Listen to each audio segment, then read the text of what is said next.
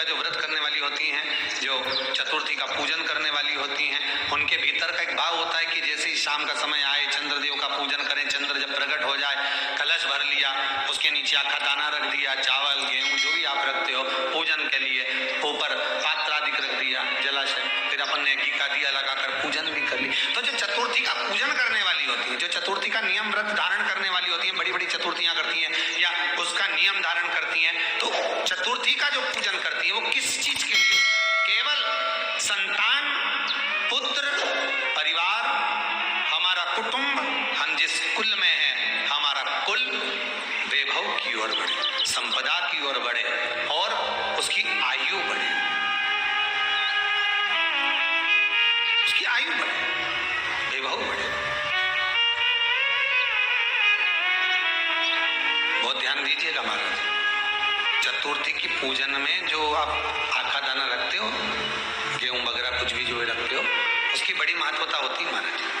यहाँ तक कहा गया है, चतुर्थी की कथा तो आप लोग पढ़ते होंगे, जो लोग पढ़ते हैं उनको मालूम होगा, चतुर्थी की कथा में लिखा है,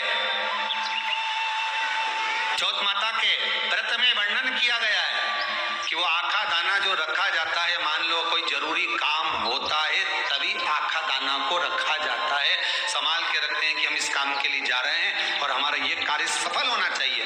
तो जिसने चतुर्थी का व्रत करा है, जिसने चंद्रदेव का पूजन करा, चतुर्थी का व्रत करा, वो गणेश जी से विनती करके वहां से 2-4 आखा दाना उठा ले, और जो व्यक्ति का काम अटक रहा है अपने ही घर का, पर दूसरे कुल को नहीं देना, अपने ही कुल के अंतर्गत जो काम अटक रहा है उसकी जेब में, उसके में उस चीज को रख दिया जाए। तो चतुर्थी जो अगली आती है, जैसे आप महीने की करते हो तो महीने की, और आप जैसे करते हो कि 4 अलग बड़ी बड़ी चतुर्थी करते हो, तो उसके अनुसार आपका कार्य सिद्ध होता ही है। उस आखे दाने का इतना महत्व होता है क्योंकि चतुर्थी का व्रत करने वाली माता जब व्रत करती है तो स्वयं चतुर्थी की कथा में लिखा हुआ है कि पार्वती जी गणेश जी से चतुर्थी की कथा बचवाती। चतुर्थी की कथा बाची किसने थी? स्वयं गणेश जी महाराज। और सुनी किसने थी? माता पार्वती। बाचने वाले गणेश जी थे, सुनने वाली माता पार्वती थी।